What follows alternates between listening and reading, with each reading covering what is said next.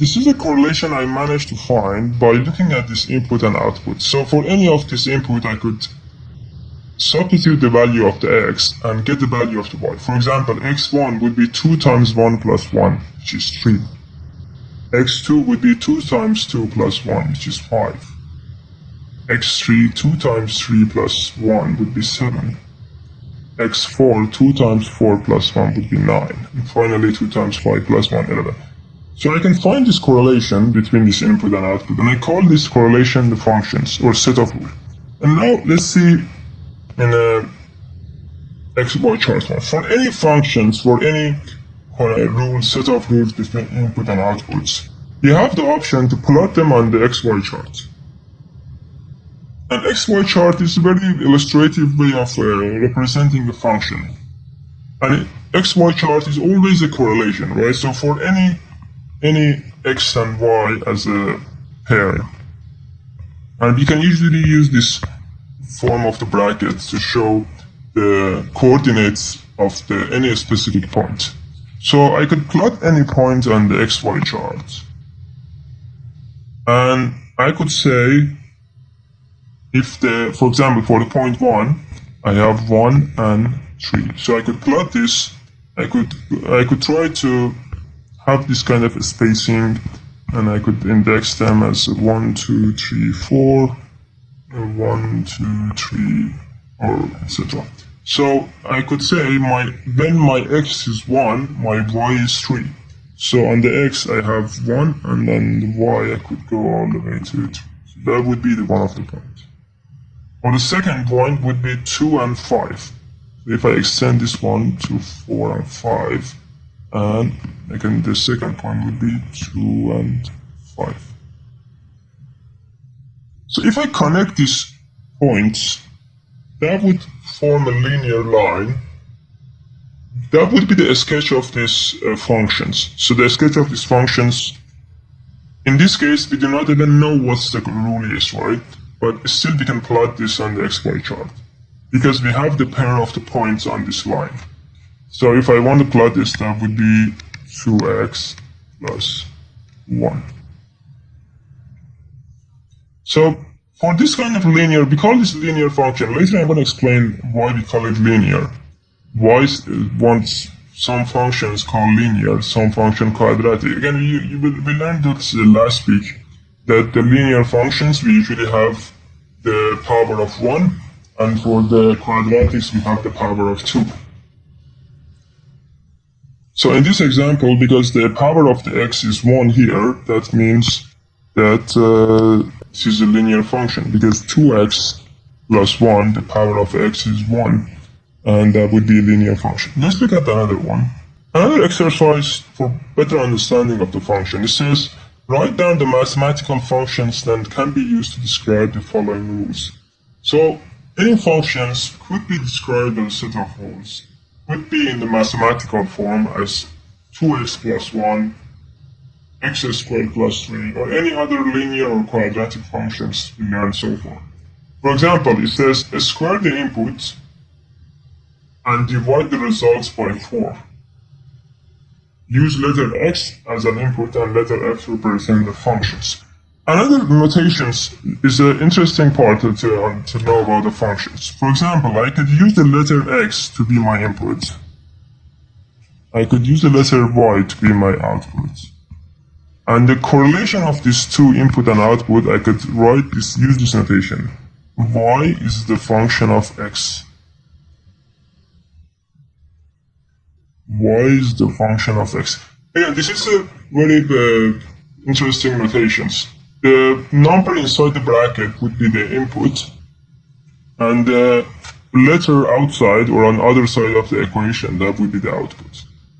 In this example, it says, square the input and divide the results by 4. So, square the input, divide the results by 4.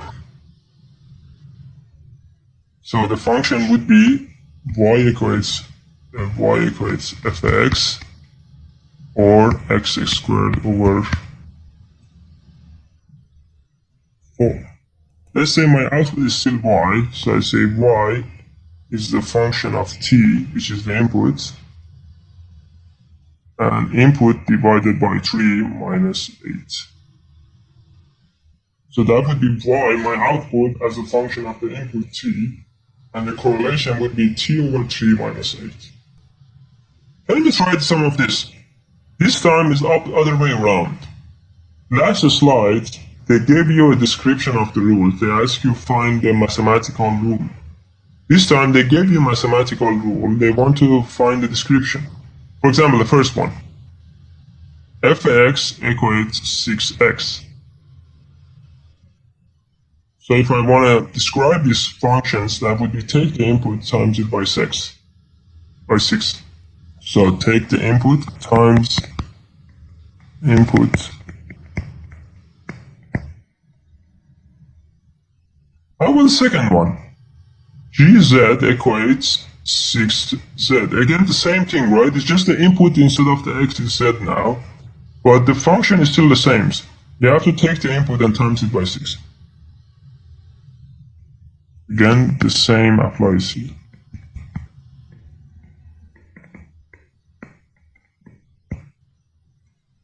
How about the third one? Take the input, divide by 4, divide input by 4, and add 3 over 5. Add 1 to input.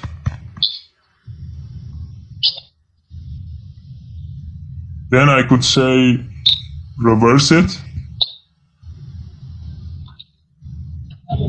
and then times by 2.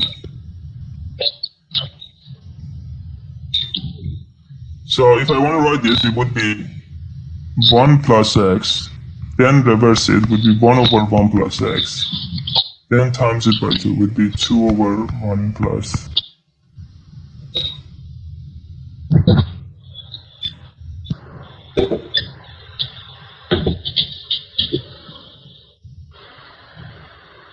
Yeah, this is just finding a description, starting from the input, all the operation will take you to the output.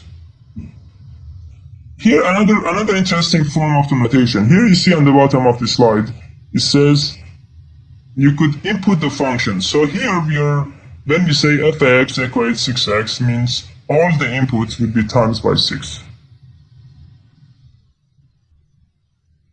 But what notation we can use if we want to find the actual value for the x? Let's say for the x 4. I could use this notation to say f of 4 equates 6 times 4 or 24. So when we come up with this general or mathematical rule set for the functions, that would help us to substitute this value of the x inside the function, and then from there you could calculate their value. This is just a substitution of the x to find the value of the y or output for a certain x. But when we say fx equals 6x, that's the general rule for any x.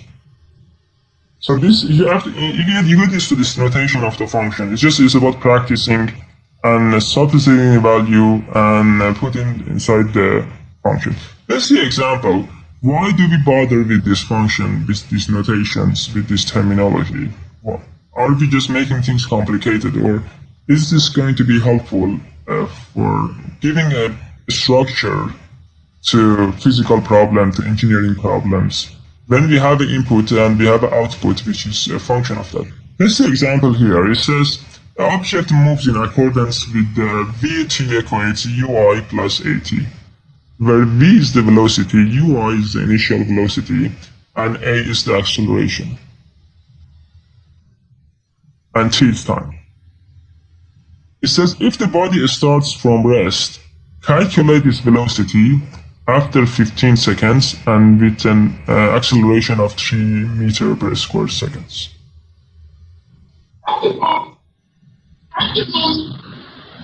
Here, there are a couple of the assumptions and inputs you need to be careful about. The first thing is a function is given to you. function which is the velocity as a function of time. So velocity as a function of time is given to you is ui plus at. And this letter are being defined for you in the problem as well. So ui is the initial velocity, a is the acceleration, and t is time.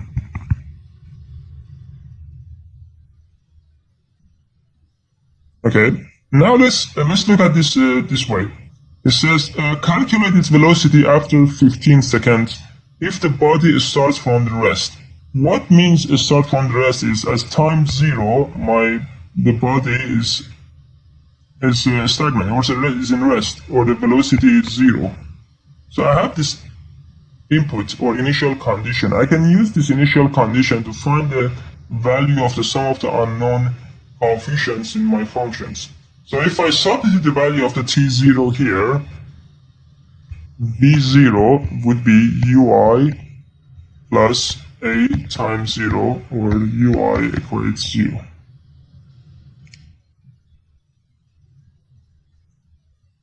So my function now is simplifies to vt equates at. So if I have a time, if I multiply that by the acceleration, that would give me the velocity at a specific time.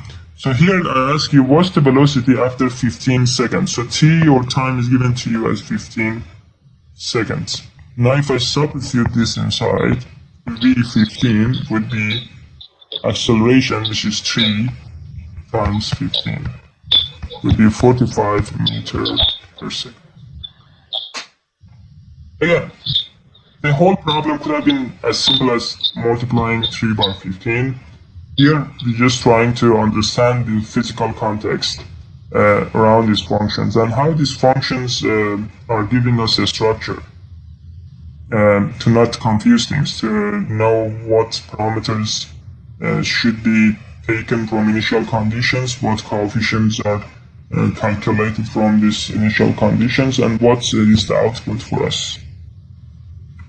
Again, here we are just playing around the notation of the functions, the application of the functions, and these are going to help us to better understand this notation and how we can use this format of writing to clarify our problems to find unknown parameters.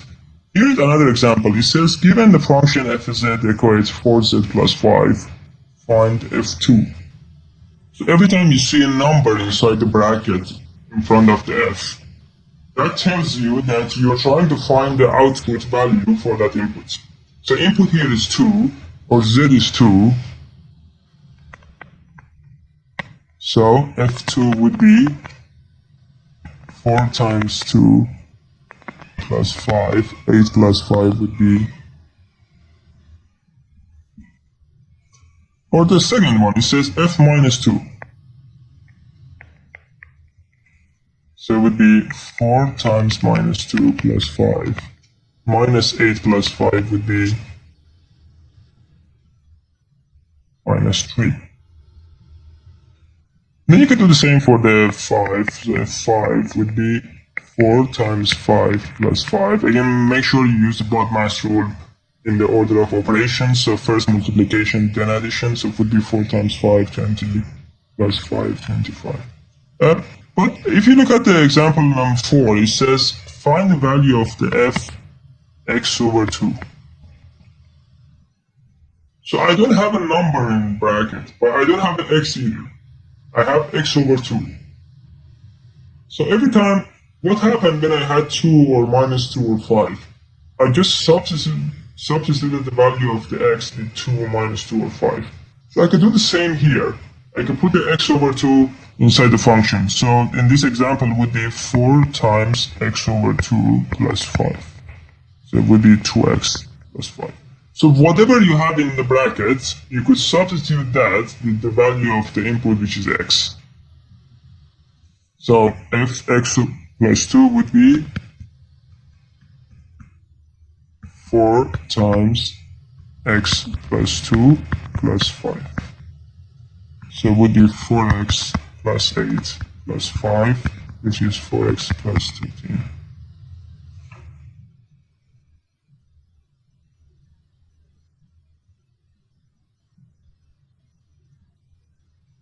How about the other one? Can you try one some of these, like a number 7 or number 8? Could you give this a try?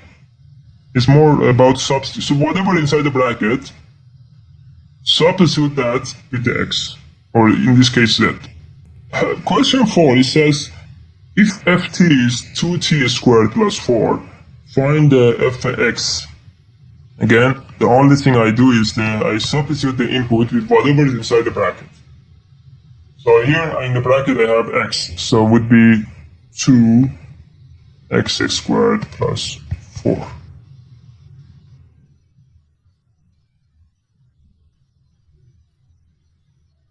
Or I have f minus x. That would be 2 minus x squared plus 4. Again, you have to be careful about this operation, right? So minus x, because the whole thing inside the bracket is being squared, that would be plus x squared. So minus x times minus x would be plus. So it would be 2x squared plus 4.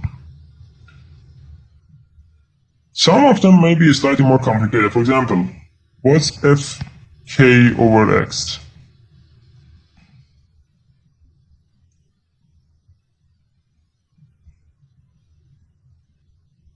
Again, you substitute the k over x inside the function, so it would be 2k over x squared plus 4.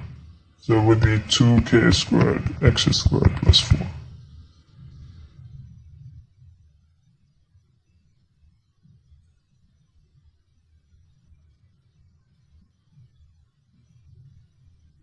One other point I mentioned at the bottom of the slide, it says, please note that in a function y equals fx, like we said input output, if you remember. We call x input, we call y output. There's another term you could use for this kind of functions.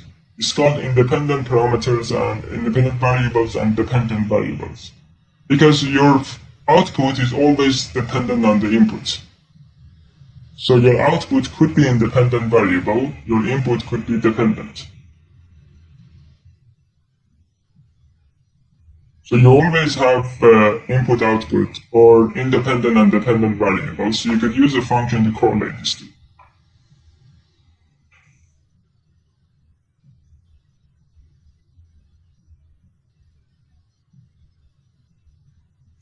Let's look at the different type of functions. So here we are just going through some of the subject related to the functions. So one of these functions that we could, like a classification of the functions or type of the function. Again, this is something you would see in many subjects. In differentiation last year, if you remember, in integration, we were dealing with functions and we learned how to differentiate different type of functions, how to integrate different type of function. And we had table of integration and differentiation, which was the list of the derivatives for the different functions. So having this classification of the functions gives you a good basics about the mathematics, especially level 4 and level 5 mathematics is about. So function could be like a central concept to many subjects. So if you understand function well, you always have a good structure of connecting different subjects to each other. And here I listed some of these types, like common types. For example, we have linear functions, and the general form of the linear function is y equals ax plus b. Or we have quadratics. And if you remember, the difference between linear and quadratic was the power of the x. So here the power of the x is 1, here the power of the x is 2. So the general form of it would be ax squared plus bx plus c.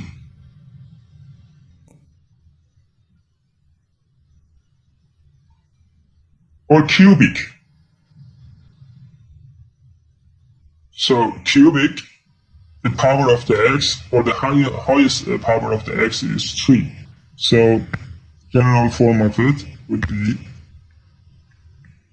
ax cubed plus bx squared plus cx plus b.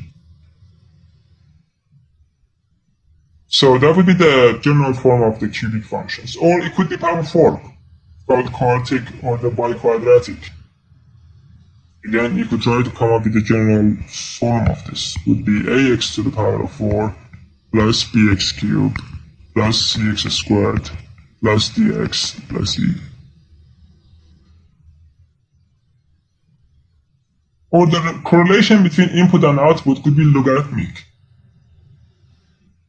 Y equates log x. Y equates 2 log x squared. This time I have quadratic inside the log.